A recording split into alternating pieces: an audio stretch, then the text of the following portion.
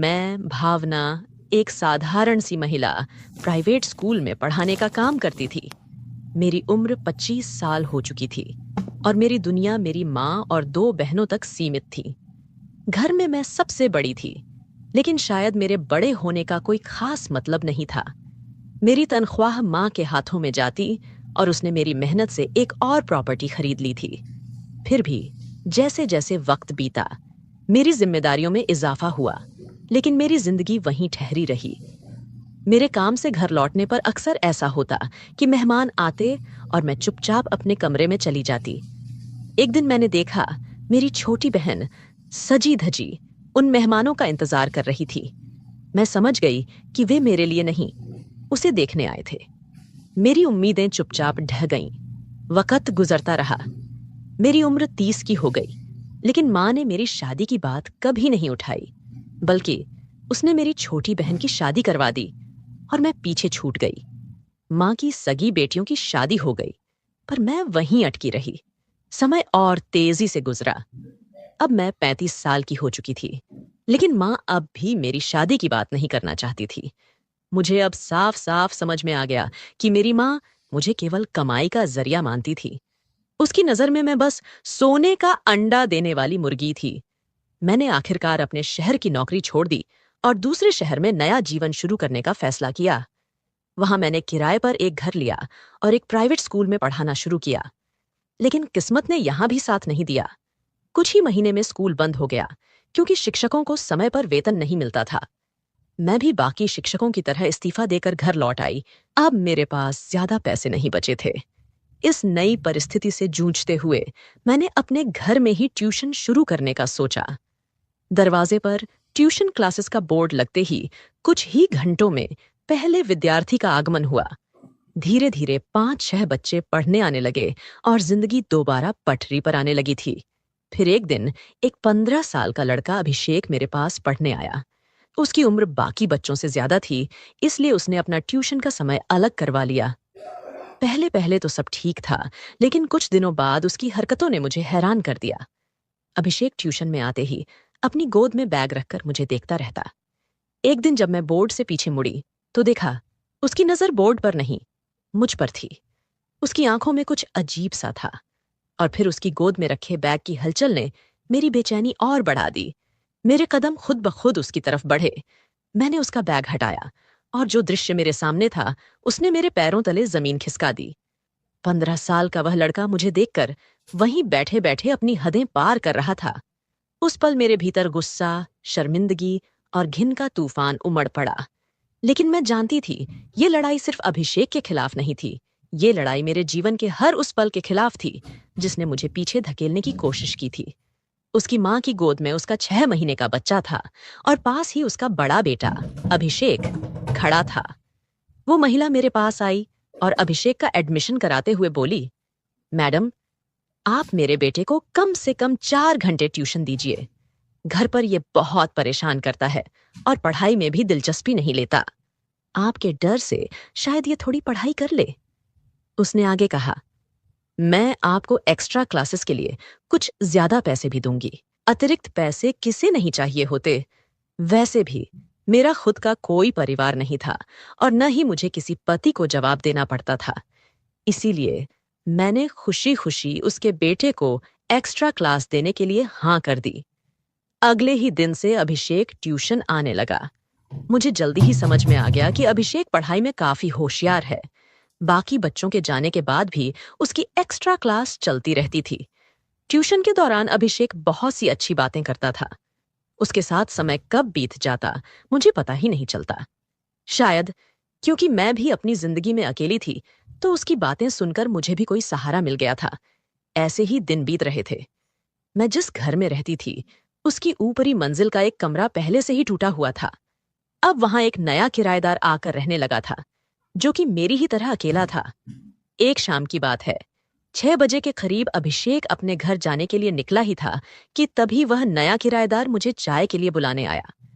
उसकी बात सुनकर अभिषेक अचानक रुक गया और बोला, मैडम, मुझे मैथ्स के कुछ सवाल समझने हैं। ये कहते हुए वह मुझे क्लासरूम में ले आया। जैसे ही हम अंदर पहुंचे, मैंने उसे ब्लैक बोर्ड पर मैथ्स के सवाल समझाने शुरू कर दिए, लेकिन अभिषेक का ध्यान बिल्कुल भी मेरी पढ़ाई पर नहीं था। वो बस यूं ही मेरा समय बर्बाद कर रहा था, ये मुझे समझ में आ गया था। मैंने थोड़ी सख्ती से कहा, तू मेरा समय बर्बाद मत कर, तेरा ट्यूशन का समय खत्म हो गया है, अब घर जा। अभिषेक ने अचानक मेरे हाथ को पकड़ लिया और बोला, मैडम, आप बहुत अच्छी हैं। जब तक मैं वापस नहीं आता, अपना ख्याल रखना। मुझे उसकी इस बात पर कोई खास ध्यान नहीं गया, लेकिन जाते वक्त उसका इस तरह का व्यवहार मुझे थोड़ा अजीब जरूर लगा। अगले दिन अभिषेक ट्यूशन के समय नहीं आया। तभी आसमान में बादल घिराए और तेज बारिश होने लगी। मैंने ट्यूशन में आए बाकी बच्चों को जल्दी ही छुट्टी दे दी। थोड़ी ही देर बाद जब मैं दरवाजे पर खड़ी होकर बारिश का आनंद ले रही थी, तभी मैंने देखा कि अभिषेक पूरी तरह से भीगा हुआ मेरी ओर आ रहा है। उसे इस हालत में देखकर मैंने जल्दी से उसे अंदर बुलाया और रुमाल फेंकते हुए कहा, जल्दी अंदर आ जाओ। अभिषेक घर के अंदर आते ही मुझसे लिपट गया। उसकी इस अचानक हरकत से मैं हैरान रह गई। वो रो रहा था।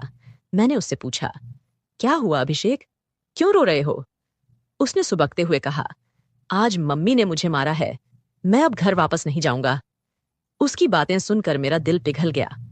उस रात वो घर जाने को बिल्कुल तैयार नहीं था। मैंने उसे खाना खिलाया, लेकिन फिर भी वो घर जाने को राजी नहीं हुआ। उसकी माँ भी उसे देखने नहीं आई और जब मैंने फोन किया तो उसका नंबर भी नहीं मिला। आखिरकार मैंने उसे अपने घर में ही सुला लिया। वो रात मेरे लिए भी अजीब थी, लेकिन कहीं न कहीं मैंने महसूस किया कि अभिषेक भी शायद उसी तरह अकेलापन महसूस कर रहा था जैसे मैं करती थी। वह रात भी ऐसी ही थी जब अभिषेक मेरे कमरे में सोया हुआ था। अगले दिन सुबह सुबह दरवाजे पर दस्तक हुई। अभिषेक की माँ खड़ी थी और जैसे ही मैंने दरवाजा खोला, उन्होंने रोते हुए कहा, आप इस लड़के को अपने घर में बिल्कुल भी मत रखिए, मैं इससे तंग आ चुकी हूँ, आप भी इसे निकाल दीजिए। उनकी आंखों में आंसू थे और उन्होंने गुस्से में अभिषेक को थप्पड़ मारा। मैं हैरान रह गई। मैंने उन्हें रोकते हुए कहा, आप उसे क्यों मार रही हैं? इस पर वह बोली, इसकी तरफदारी मत कीजिए, नहीं तो आप पछताएंगी। अगर आप इसे अपने पास रखना चाहती हैं तो रख लीजिए, मैं इसकी ट्यूशन फीस भी नहीं दूंगी। इतना कहकर वह चली गई। मुझे ऐसा लगा कि उन्होंने अपने बेटे के लिए ममता खो दी है। अभिषेक चुपचाप मेरे पीछे आकर लिपट गया। उसकी माँ के जाते ही उसने मुझे जोर से गले लगाया। उसकी मासूमियत देखकर मेरा दिल पिघल गया। मैंने सोचा, वैसे भी मैं घर में अकेली हूँ, कुछ दिनों के लिए अभिषेक को रख सकती हूँ। शायद उसकी माँ का गुस्सा ठंडा हो जाए और वह उसे वापस ले जाए। लेकिन ऐसा नहीं हुआ। अभिषेक की माँ ने उसके कुछ सामान दरवाजे पर छोड़ दिया और चली गई। मैं इसे क्षणिक गुस्सा समझ रही थी, मगर 2 दिन बाद पता चला कि वे लोग कॉलोनी छोड़कर किसी और शहर चले गए हैं। उनके फोन भी बंद हो गए थे। मैं यह बात अभिषेक से छिपाए रखी, क्योंकि उसे यह जानकर बहुत धक्का लगता कि उसके माता पिता उसे छोड़कर चले गए हैं। धीरे धीरे मैंने अभिषेक को अपने घर में ही रखना शुरू कर दिया। वह सुबह स्कूल जाता, शाम को ट्यूशन करता और रात को मेरे कमरे में आकर सोता। सब कुछ सामान्य चल रहा था, लेकिन एक रात कुछ अजीब हुआ। हमेशा की तरह उस दिन भी अभिषेक मेरे कमरे में सोने आया और लाइट बंद कर दी। वह अंधेरे में सोने का आदी था और उसकी आदत के चलते मैंने भी अंधेरे में सोने की आदत डाल ली थी। अचानक उस रात अभिषेक ने मुझे बहुत जोर से पकड़ लिया। उसकी पकड़ इतनी मजबूत थी कि मुझे यकीन ही नहीं हुआ कि वह 15 साल का लड़का है। मैं बहुत डर गई थी। ना तो मैं उठ पाई, ना ही उसकी पकड़ से खुद को छुड़ा पाई। लगभग आधे घंटे बाद वह अलग हुआ। मैं कांप रही थी और डर के मारे हॉल में चली गई। सुबह अभिषेक जब कमरे से बाहर आया तो वह ऐसे व्यवहार कर रहा था जैसे रात में कुछ हुआ ही नहीं। मैं उसे कुछ कहने ही वाली थी, तभी वह किचन की ओर बढ़ गया।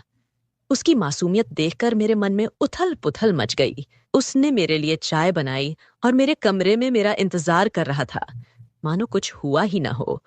वो मेरे कमरे में था और अचानक उसे देखकर मैं थोड़ी शर्म से भर गई।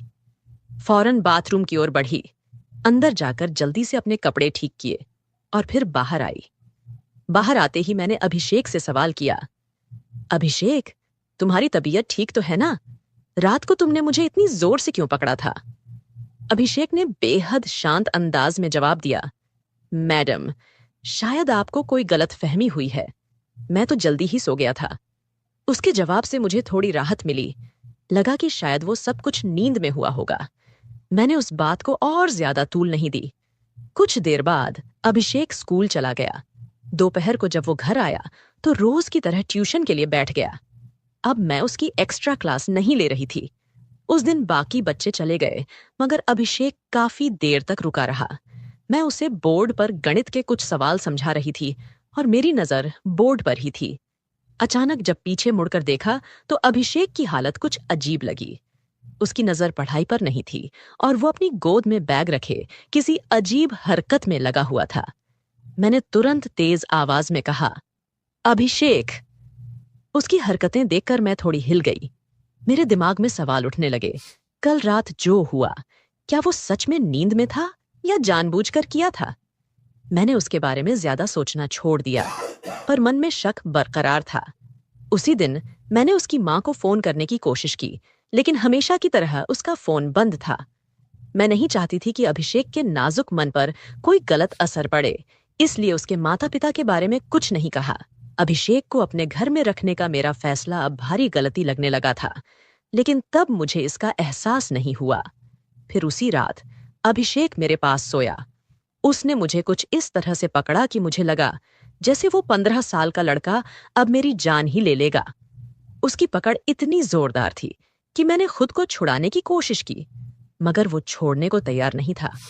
अगले दिन जब मैंने अभिषेक से उसके इस व्यवहार के बारे में पूछा तो उसने कहा, मैडम, शायद आपने सपना देखा होगा।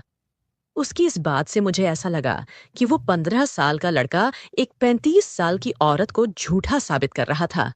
एक पल को मैंने सोचा कि शायद सच में मैंने सपना देखा हो, मगर उसी दोपहर जब एक्स्ट्रा क्लास में अभिषेक को अपनी गोद में बैग रखे देखा तो मुझे फिर से शक हुआ। पहले कभी मैंने उसे ऐसी हरकतें करते नहीं देखा था। मैंने सोचा कि इस बार उसे पकड़ना चाहिए। जैसे ही उसकी हलचल मुझे दिखी, मैंने झटके से बैग हटाया। तब मैंने देखा कि अभिषेक की मुट्ठियां कसकर बंधी हुई थीं और उसकी नजरों में कुछ अजीब सा भाव था। उसकी वो नजरें देखकर मेरे रोंगटे खड़े हो गए। उसी वक्त ऊपर की मंजिल पर रहने वाले किराएदार विजय घर आए थे। वो अक्सर जब भी कुछ नया लाते तो मुझे भी देने आते थे।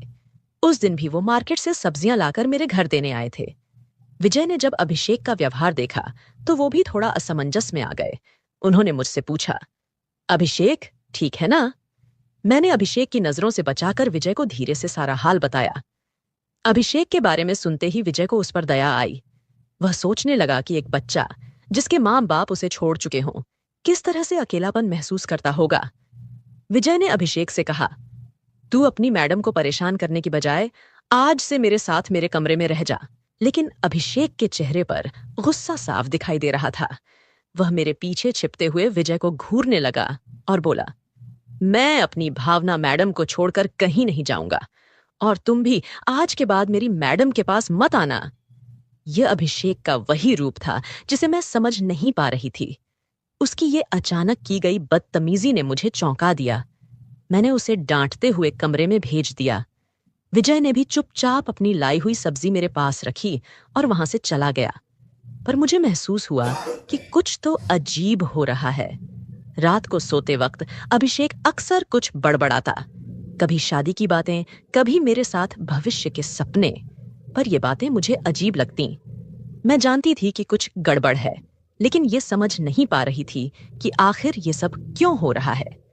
एक रात मैंने अभिषेक से कहा कि वह बाहर हॉल में जाकर सो जाए, पर उसने मेरी बात नहीं मानी।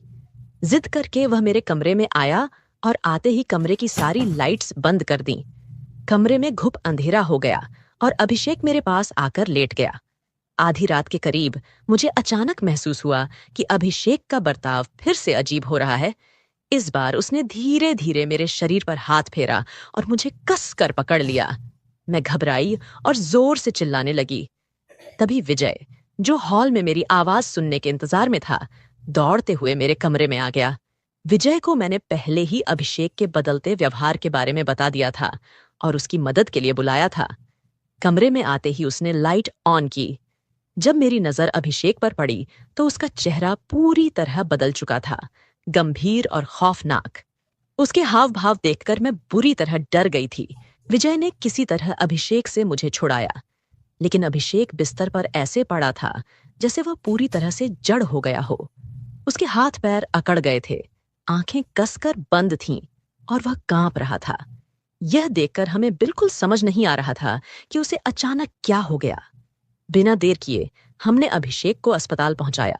अस्पताल में डॉक्टरों ने बताया कि अभिषेक को मिर्गी के दौरे पड़ते हैं और सही इलाज न होने की वजह से उसकी हालत बिगड़ती जा रही थी। डॉक्टर ने यह भी कहा कि अगर अभिषेक को समय पर अस्पताल नहीं लाया जाता तो उसकी जान भी जा सकती थी। डॉक्टर की ये बातें सुनकर मैं स्तब्ध रह गई। पिछले कुछ दिनों में अभिषेक के साथ एक गहरा संबंध बन चुका था, जैसे वह मेरे परिवार का हिस्सा हो। 2 दिन बाद अभिषेक को अस्पताल से छुट्टी मिल गई। घर लौटते ही वह मेरे पैर पकड़कर रोने लगा। तब मैंने उसे सांत्वना दी और कहा कि वह घबराए नहीं, सब कुछ ठीक हो जाएगा। जब मैंने अभिषेक से पूछा कि क्या उसके माता पिता का हाल चाल है, तो उसकी आंखों में एक अदृश्य दर्द था। मैडम, उसने धीरे से कहा, मेरे माता पिता इस शहर को छोड़ चुके हैं। जब माँ ने मुझे मार पीट कर घर से निकाला तो उसने कहा था कि मैं इस शहर से चली जाऊंगी। अभिषेक ने अपने अतीत का एक चौंकाने वाला रहस्य उजागर किया। जिस महिला को आप मेरी असली माँ समझती हैं, वह वास्तव में मेरी जन्म माँ नहीं है। मुझे अनाथालय से गोद लिया गया था जब मैं केवल 6 साल का था। उन लोगों की शादी को 7 साल हो चुके थे और उनके पास कोई संतान नहीं थी। कुछ साल बाद जब उन्हें अपना बच्चा हुआ तो माँ का मुझसे प्यार घटने लगा। उसकी आवाज में आंसू थे जब उसने कहा, जब मैंने ट्यूशन के लिए आना शुरू किया तब मैंने देखा कि आप मुझसे प्यार से बात करती थीं। उस दिन जब मेरी माँ ने मुझे घर से बाहर निकाला तो मैं आपके पास शरण लेने आया। आपने मुझे अपने घर में बिना किसी शर्त के रखा। विजय ने इस स्थिति को सुनकर कहा, अभिषेक, अगर तुम्हें कोई आपत्ति नहीं है तो मैं तुम्हें गोद लेना चाहता हूं। विजय और मैंने अपनी अपनी कहानियां साझा की। उसने बताया कि कैसे उसके समाज में उसके मेडिकल टेस्ट के कारण उसकी शादी नहीं हो पा रही थी। मैंने विजय को बताया कि मैंने अपनी शादी के बारे में कभी सोचा नहीं था, लेकिन उसकी अच्छाई ने मुझे अपनी सोच बदलने पर मजबूर कर दिया। हमने कानूनी रूप से अभिषेक को गोद लिया और हम तीनों एक नया परिवार बन गए। भगवान हमें किस रास्ते से जोड़ देगा, यह कहना मुश्किल है। मेरे अपने लोग मुझे छोड़ चुके थे, लेकिन विजय ने मुझे एक नया जीवन दिया और अभिषेक ने मुझे मातृत्व का अनुभव कराया।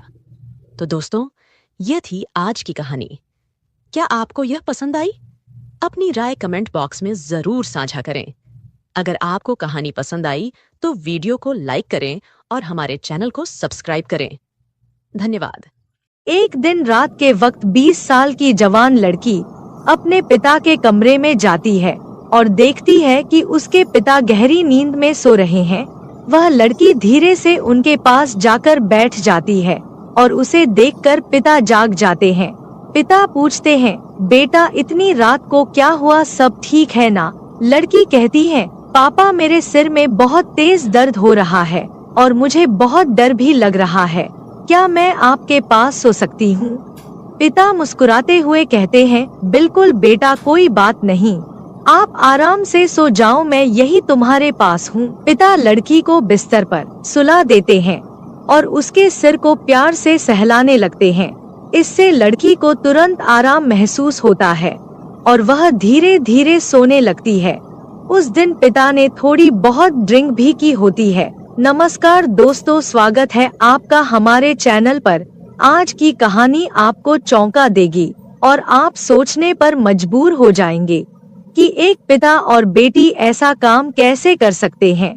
अगर आप हमारे चैनल पर नए हैं तो कृपया सब्सक्राइब जरूर करें ताकि आप हमारी ऐसी और भी कहानियां मिस न करें। तो चलिए दोस्तों, शुरू करते हैं आज की यह सच्ची कहानी, जो मध्य प्रदेश के सागर जिले की है। इसी जिले के एक गांव में छगन लाल नाम का एक आदमी अपने 3 बच्चों के साथ रहता था। छगन लाल की पत्नी की लंबी बीमारी के बाद मौत हो गई और 1 साल से घर की स्थिति बेहद कठिन हो गई थी। उसकी बड़ी बेटी की उम्र 20 साल, छोटी बेटी की उम्र 14 साल और सबसे छोटे बेटे की उम्र 9 साल थी। पत्नी के इलाज में सारी जमा पूंजी खत्म हो गई थी और अब छगन लाल कर्ज में डूबा हुआ था। आर्थिक स्थिति दिन ब दिन खराब हो रही थी और घर चलाना उसके लिए मुश्किल हो गया था। बच्चे भी अपनी माँ की याद में गुमसुम रहने लगे थे। छगन लाल के लिए उन्हें संभालना चुनौतीपूर्ण हो रहा था। घर की जिम्मेदारियों के साथ साथ बच्चों की देखभाल करना छगन लाल के लिए कठिन हो गया। वह सोचता था कि अगर वह बाहर काम पर जाता तो बच्चों की पढ़ाई प्रभावित हो सकती है और अगर वह घर पर रहता तो घर की जरूरतें पूरी नहीं हो सकती। इस दुविधा के बीच एक दिन छगनलाल के मन में एक विचार आया, शायद उसे दूसरी शादी करनी चाहिए। एक नई पत्नी घर की जिम्मेदारियों को संभालने में मदद कर सकती थी और बच्चों को भी एक नया जीवन मिल सकता था। छगनलाल ने इस विचार को गंभीरता से लिया और सोचा कि यह उसके और बच्चों के लिए सबसे अच्छा हो सकता है। उसने अपने परिवार और कुछ करीबी दोस्तों से सलाह ली, जिन्होंने उसे समझाया कि एक नई शादी से समस्याओं का समाधान हो सकता है। छगनलाल ने सोचा कि अगर वह दूसरी शादी कर लेता है तो घर भी आबाद हो जाएगा और वह भी बाहर कमाने जा पाएगा। फिर वह अपनी बेटी से कहता है कि बेटा, मैं सोच रहा हूँ कि दूसरी शादी कर लूं। इससे तुम लोगों की देखभाल भी अच्छे से हो जाएगी और मैं भी बाहर कमाने जा सकूंगा। तुम्हारी माँ के चले जाने के बाद जो तुम सबकी हालत हो गई है, अब मुझसे देखी नहीं जाती। पिता के इन सब बातों को सुनकर बेटी एकदम से खामोश हो जाती है। उसकी जुबान से एक भी शब्द नहीं निकल पाता। छगनलाल बेटी को समझाते हुए कहता है कि देखो बेटा, अगर मैं कमाने नहीं गया तो फिर घर चलाना मुश्किल हो जाएगा और मैं तुम सबको पढ़ा लिखा नहीं पाऊंगा। इतना समझाने के बावजूद भी वह लड़की खामोश ही रही। छगनलाल सोचता है कि उसकी बेटी अभी दुखी है, फिर किसी और दिन बात करेगा। उसके बाद वह वहां से चला जाता है और वह लड़की सोचने लगती है कि जब उसके पिता शादी कर लेंगे और जो सौतेली माँ आ जाएगी तो सौतेली माँ कभी अच्छी नहीं होती। उसने यह सुना भी था और अपनी आंखों से देखा भी था। वह यही सोच रही थी कि अभी उसके पिता बच्चों से बहुत प्यार करते हैं। अगर शादी के बाद वह भी बदल जाएंगे तो सौतेली माँ हमारे ऊपर बहुत अत्याचार करेगी और पापा भी उसी का साथ देने लगेंगे। उस दिन वह लड़की रात भर सो न सकी और पूरी रात यही सब सोचती रही। जब वह लड़की अगले दिन कॉलेज जाती है तो उसे रास्ते में एक सहेली मिल जाती है जो उसके साथ उसके कॉलेज में ही पढ़ा करती थी। फिर वह लड़की अपनी सहेली को सारी बात बता देती है जो उसके पिता ने अपनी शादी के बारे में उससे कही थी। उसकी सहेली कहती है कि यह तो बहुत गलत होने वाला है तुम लोगों के साथ।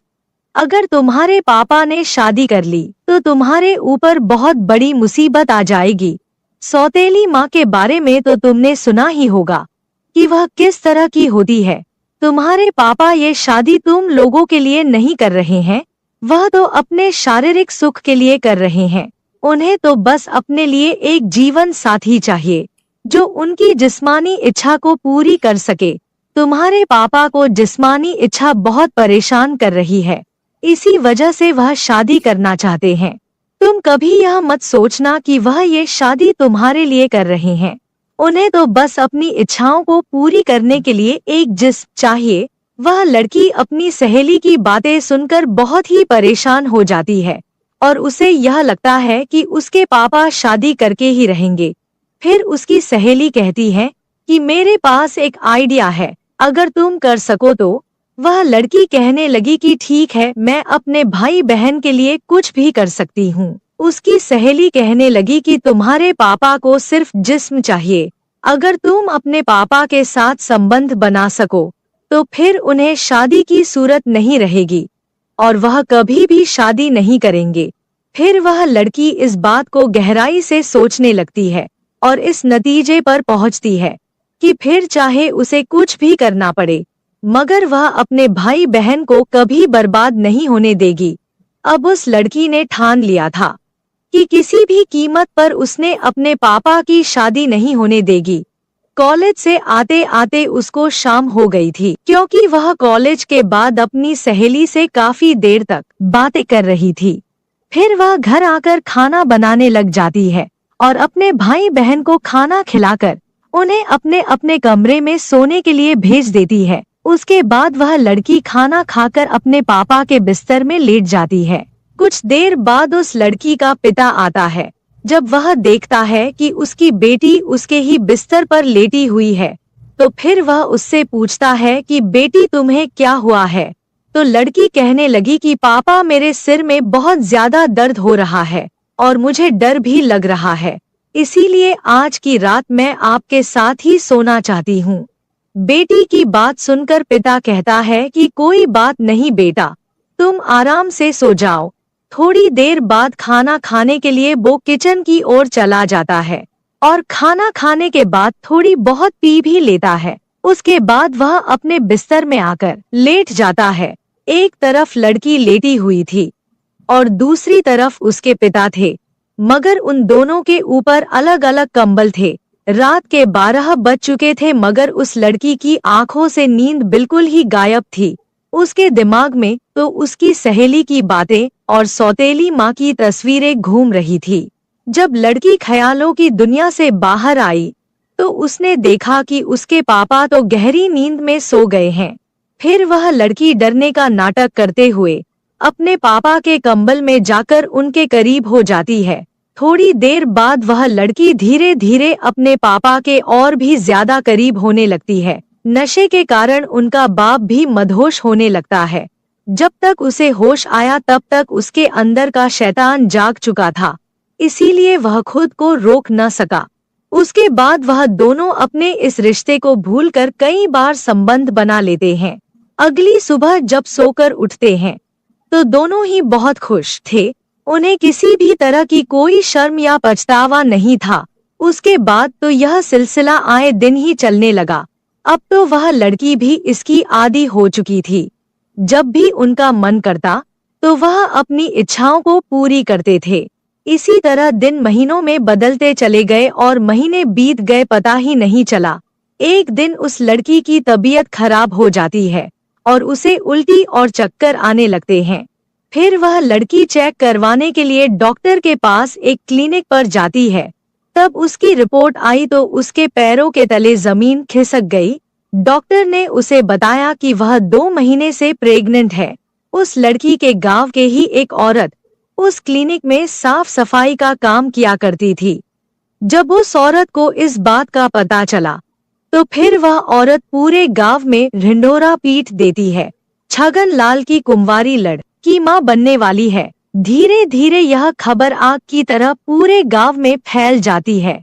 छगन लाल का अपनी ही बेटी के साथ नाजायज रिश्ता है। एक दिन उसकी सहेली उसके घर जाकर कहती है कि पूरे गांव में पता चल चुका है कि तुम प्रेग्नेंट हो। अपनी सहेली की यह बात सुनकर लड़की बहुत परेशान हो जाती है और उसे कुछ भी समझ नहीं आ रहा था कि अब वह क्या करे। वह सोच रही थी कि अब तो उसके पिता की बहुत बदनामी हो जाएगी और वह भी किसी को मुंह दिखाने लायक नहीं रहेगी। एक दिन शाम के वक्त वह लड़की मार्केट से कुछ सामान लेने चली जाती है तो रास्ते में उसे मोहल्ले के कुछ लड़के छेड़ने लग जाते हैं। अश्लील बातें करके उसको परेशान करने लगते हैं और उसका बहुत ही मजाक उड़ाते हैं। वह लड़की बहुत शर्मिंदा हो जाती है और सामान खरीद कर घर वापस आ जाती है। घर आ जाने के बाद वह लड़की रात का खाना बनाने लगती है। भाई बहन और अपने पिता को खाना खिलाकर अपने रूम में चली जाती है। उसके दिमाग में सिर्फ एक ही बात चल रही थी कि उसकी और उसके पिता की बहुत बदनामी हो रही थी। अवसर उठाकर कभी भी नहीं जी पाएगी। यही सब सोचते हुए रात के करीब समय एक 25 का था वो कदम उठाती है और रस्सी लेकर जंगल की ओर चली जाती है। जंगल में पहुंचकर वह अपने आप को फंदे से लटका लेती है और उसी गांव का एक आदमी जंगल की ओर जाता है तो वहां का मंजर देखकर उसके होश उड़ जाते हैं। जब पास जाकर देखता है तो कदम सन्न रह जाता है, क्योंकि वह लड़की उसी के गांव के में रहने वाले छगन लाल की बेटी थी। फिर वह आदमी इस खबर को पूरे गांव में फैला देता है। यह खबर उस लड़की के पिता को भी बताई जाती है। उस लड़की के पिता और गांव के सभी लोग जंगल की ओर चले जाते हैं और उन्हीं में से कोई पुलिस को भी फोन कर देता है। थोड़ी देर में पुलिस भी मौके पर पहुंच जाती है और उस लड़की को उतार कर उसका पोस्टमार्टम के लिए भेज देती है। जब पुलिस पूछताछ करना शुरू कर देती है तो पूछताछ के दौरान लोगों ने बताया कि यह लड़की पेट से थी, इसीलिए ही इसने आत्महत्या की है। एक आदमी ने तो यह भी बताया कि इस लड़की का अपने ही पिता के साथ नाजायज रिश्ता था और जो इस लड़की के पेट में बच्चा है वह भी इसी के बाप का है। लोग तरह तरह की बातें कर रहे थे और यह भी कह रहे थे कि भगवान ऐसे बाप किसी बेटी को भी न दे। पुलिस फिर छगन लाल को पकड़कर थाने ले जाती है और पोस्टमार्टम रिपोर्ट के आने का इंतजार करती है। इसी दौरान उस लड़की की सहेली को भी बुलाया जाता है और डर के मारे सारी बात वह लड़की बता देती है। तब तक पोस्टमार्टम रिपोर्ट भी आ जाती है और रिपोर्ट में साफ साफ लिखा हुआ था कि वह लड़की 2 महीने की प्रेग्नेंट थी। अब पुलिस छगन लाल से पूछताछ करना शुरू कर देती है। उसने इस बात को जल्द ही कबूल कर लिया कि उसने अपनी ही बेटी के साथ पिछले 5-6 महीनों से नाजायज संबंध थे। उसके बाद छगन लाल को अरेस्ट करके उसे कोर्ट में पेश किया जाता है और उसे 2 साल की सजा सुनाकर जेल में डाल देते हैं। दोस्तों कहते हैं कि बाप और बेटी को भी ज्यादा देर तक एकांत में नहीं रहना चाहिए, नहीं तो मन में गंदे विचार आ जाते हैं। अगर गंदे विचारों ने किसी के मन में एक बार घर बना लिया तो फिर उसे भगवान भी नहीं बचा सकते। फिर वह इंसान कुछ ऐसा कर बैठता है जिसके कारण पवित्र रिश्ते भी पवित्र शर्मसार हो जाते हैं। दोस्तों, इस कहानी को सुनाने का मकसद आपकी भावनाओं को ठेस पहुंचाना नहीं है, बल्कि आप लोगों को जागरूक और सचेत करना है। तो दोस्तों, यह थी हमारी आज की कहानी। कैसी लगी हमें कमेंट करके जरूर बताएं और यह भी बताएं कि आपको किसकी गलती लगती है, पिता की, बेटी की या फिर उसकी सहेली की जिसने उस लड़की को यह गंदा मशवरा दिया था। अगर कहानी अच्छी लगी हो तो चैनल को सब्सक्राइब और वीडियो लाइक जरूर कीजिएगा।